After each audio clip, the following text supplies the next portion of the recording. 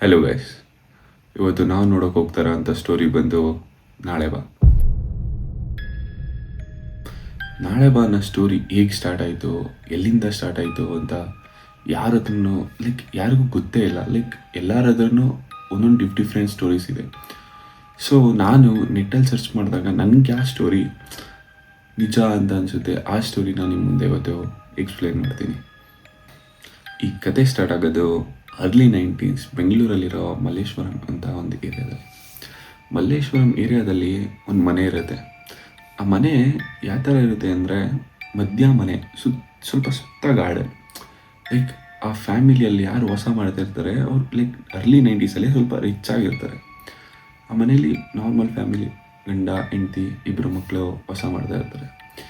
ಆಮೇಲೆ ಅವ್ರ ಅಕ್ಕಪಕ್ಕ ಅವ್ರ ಮನೆ ಜೊತೆ ಎಲ್ಲ ಜಾಸ್ತಿ ಮಾತಾಡ್ತಾ ಇರಲ್ಲ. ಬರೀ ಅಕಸ್ಮಾತ್ ಎಲ್ಲರೂ ನೋಡಿದ್ರೆ ಸ್ಮೈಲ್ ಕೊಟ್ಬಿಟ್ಟು ಅವ್ರ ಪಾಡ್ಗೆ ಅವ್ರ ಕೆಲಸ ನೋಡ್ಕೊಂಡು ಹೋಗ್ತಾ ಇರ್ತಾರೆ. ಹೀಗಿರ್ಬೇಕಾದ್ರೆ ಒಂದಿನ ಏನಾಗುತ್ತೆ ಅಂದರೆ ಗಂಡ ಕೆಲಸ ಮುಗಿಸ್ಕೊಂಡು ಮನೆಗೆ ಬರ್ತಾನೆ, ಊಟ ಎಲ್ಲ ಮಾಡ್ತಾರೆ. ಮಕ್ಕಳು ಒಂದು ರೂಮಲ್ಲಿ ಹೋಗಿ ಮಲಗಿದ್ರೆ ಇನ್ನೊಂದು ರೂಮಲ್ಲಿ ಗಂಡ ಹೆಂಡತಿ ಮಲಗಿರ್ತಾರೆ. ಮಲ್ಕೊಂಡಿರ್ಬೇಕಾದ್ರೆ ಸುಮಾರು ಟೈಮ್ ಒಂದು 12 ಗಂಟೆಯಿಂದ 12:30 ಆಗಿರ್ಬೋದು. ಆ ಟೈಮಲ್ಲಿ ಡೋರ್ ನಾಕ್ ಮಾಡೋ ಸೌಂಡ್.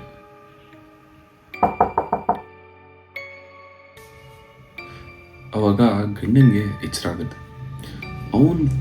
ಎಚ್ಚರ ಆಗಿದ ತಕ್ಷಣ ಅವ್ನಿಗೆ ಏನಂತ ಥಿಂಕಿಂಗ್ ಅಂದರೆ, ನಾವು ಹೇಗಿದ್ರೂ ಅಕ್ಕಪಕ್ಕ ಅವ್ರ ಜೊತೆ ಕ್ಲೋಸ್ ಆಗಿಲ್ಲ. ಸೊ ಈ ಟೈಮಲ್ಲಿ ಯಾರು ಬಾಗಿಲು ತಡ್ತಾರೆ, ಅದು ಅಕಸ್ಮಾತ್ ನಮ್ಮ ಫ್ಯಾಮಿಲಿಯವ್ರು ಯಾರು ಬರ್ತಿದ್ರೆ ನನಗೆ ಕಾಲ್ ಮಾಡೇ ಬರ್ತಿದ್ದಿದ್ದು ಅಂತ ಅಂದ್ಬಿಟ್ಟು ಥಿಂಕ್ ಮಾಡ್ತಾ ಇರ್ತಾರೆ. ಬಟ್ ನೋಡೇ ಬಿಡುವ ಯಾರೋ ಅಂತ ಅಂದ್ಬಿಟ್ಟು ಡೋರ್ ತೆಗಿಯಕ್ಕೆ ಹೋಗ್ಬೇಕು. ಅಸಲು ಮತ್ತೆ ಇನ್ನೊಂದ್ಸಲಿ ಡೋರ್ ನಾಕ್ ಮಾಡೋ ಸೌಂಡ್ ಬರುತ್ತೆ. ಅವಾಗ ಹೆಂಡತಿ ಏನಿರ್ತಾಳಲ್ಲ ಅವಳು ಎಚ್ಚರ ಆಗುತ್ತೆ. ಅವಳು ಎಚ್ಚರ ಆಗಿ ಎಲ್ಲಿ ಹೋಗ್ತಾ ಇದ್ದೀರಾ, ತೆಗಿಬೇಡಿ, ಯಾರು ಕಳ್ಳರಾಗಿದ್ರೆ ಏನು ಮಾಡ್ತೀರಾ ಅಂತ ಕೇಳ್ತಾಳೆ.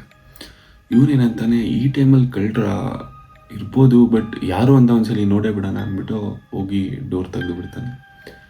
ತೆಗೆದ ತಕ್ಷಣ ಗಾಳಿ ಅನ್ನೋದು ಅವನಿಗೆ ಬಂದು ಜೋರಾಗಿ ಹೊಡೆದಂಗೆ ಆಗುತ್ತೆ. ಅವನು ಅದನ್ನು ಯಾವುದನ್ನು ಕೇರ್ ಮಾಡ್ತಾನೆ. ಈ ಟೈಮಲ್ಲಿ ಯಾರು ಬಂದಿರೋದು ಅಂದ್ಬಿಟ್ಟು ಹುಡ್ಕಕ್ಕೆ ಸ್ಟಾರ್ಟ್ ಮಾಡ್ತಾನೆ. ಆ ಕಡೆ ಈ ಕಡೆ ನೋಡ್ತಾನೆ, ಅವ್ರ ಗಾರ್ಡನಲ್ಲೆಲ್ಲ ನೋಡ್ತಾನೆ, ಯಾರು ಇರೋರು. ಅವಾಗ ಕನ್ಫ್ಯೂಸ್ ಆಗಿಬಿಟ್ಟಿರ್ತಾನೆ. ಯಾರೋ ಬಾಗಿಲು ತಟ್ಟಿ ನನಗೆ ಕೇಳಿಸ್ತು. ಅಕಸ್ಮಾತ್ ನನ್ನ ಭ್ರಮೆನೇ ಆಗಿದ್ರೆ ನನ್ನ ಹೆಂಡ್ತಿಗೆ ಯಾಕೆ ಕೇಳಿಸ್ತಿತ್ತು ಅಂತ. ಅವಾಗ ಅದನ್ನು ಬಂದು ಅವನ ಹೆಂಡ್ತಿ ಹತ್ರ ಹೇಳಿದಾಗ ಅವನ ಹೆಂಡ್ತಿ ಏನಂತ ಹೇಳ್ತಾಳೆ ಅಂದರೆ, ಗಾಳಿಗೇನಾದ್ರು ಆಗಿರ್ಬೋದಲ್ವಾ ಅಂತ. ಅವಾಗ ಇವನು ಡೋರ್ ತೆಗೆದಾಗ ಯಾವಾಗ ಗಾಳಿ ಬಂದು ಹೊಡೆದಂಗೆ ಆಗಿರುತ್ತೆ, ಅದನ್ನು ಹೌದು, ನಾನು ಡೋರ್ ತೆಗೆದಾಗ ಹೆವಿ ಗಾಳಿ ಬೀಸಿದ್ದು ನನಗೂ ಫೀಲ್ ಆಯಿತು ಅಂತ. ಸೊ ಇವ್ರೇನು ಮಾಡ್ತಾರೆ, ಹೋಗಿ ಆರಾಮಾಗಿ ಮಲ್ಕೊತಾರೆ. ಬೆಳಗ್ಗೆ ಆಗುತ್ತೆ.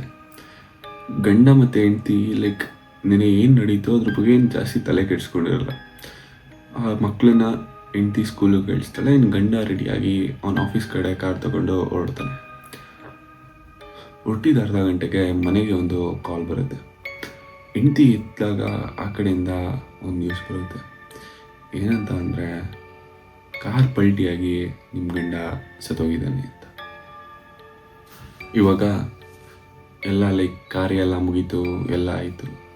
ಇವಾಗ ಹೆಂಡ್ತಿಗೆ ಸಾಂತ್ವನ ಹೇಳೋಕ್ಕೆ ಅಂದ್ಬಿಟ್ಟು ಅಕ್ಕಪಕ್ಕದ ಮನೆಯವರೆಲ್ಲ ಬರೋಕ್ಕೆ ಸ್ಟಾರ್ಟ್ ಮಾಡ್ತಾರೆ.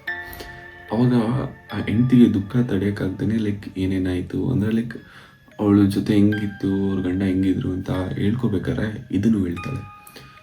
ನಿನ್ನೆ ರಾತ್ರಿ ಈ ಥರ ಎಲ್ಲ ಸೌಂಡ್ ಆಯಿತು, ಬಟ್ ಅದ್ರ ನಾಳೆಗೆ ನೋಡಿದ್ರೆ ಈ ಥರ ಆಗೋಯ್ತಲ್ಲ ಅಂತೆಲ್ಲ ಹೇಳ್ತಾ ಇರ್ತಾಳೆ.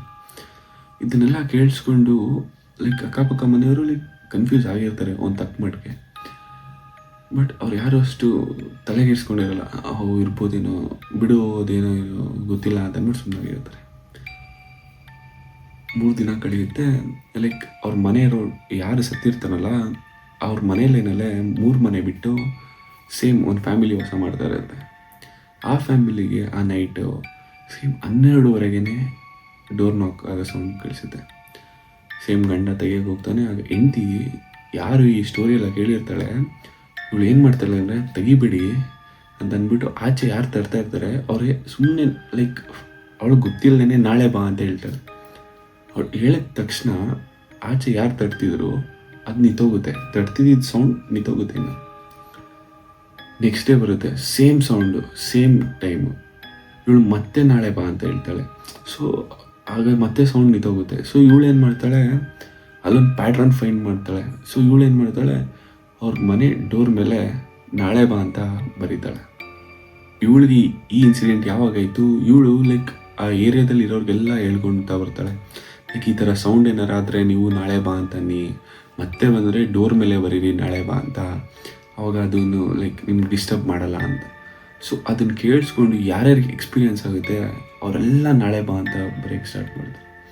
ಸೊ ಹೀಗೆ ಕತೆ ಸ್ಟಾರ್ಟ್ ಆಗಿತ್ತು ಅಂತ ನನಗೆ ಇಂಟರ್ನೆಟಲ್ಲಿ ಸಿಕ್ತು. ಬಟ್ ಇದು ನಿಜನಾ ಸುಳ್ಳ ಅಂತ ನನಗೂ ಗೊತ್ತಿಲ್ಲ. ಬಟ್ ಆದರೆ ನನಗೆ ಹೆಂಗೆ ಇದು ನಾಳೆ ಬಾ ಅಂತ ಒಂದು ಸ್ಟೋರಿ ಇದೆ ಅಂತ ಗೊತ್ತಾಗಿದ್ದು ಹೆಂಗೆ ಅಂತ ಅಂದರೆ, ಅದು ಇನ್ನೊಂದು ಸ್ಟೋರಿ.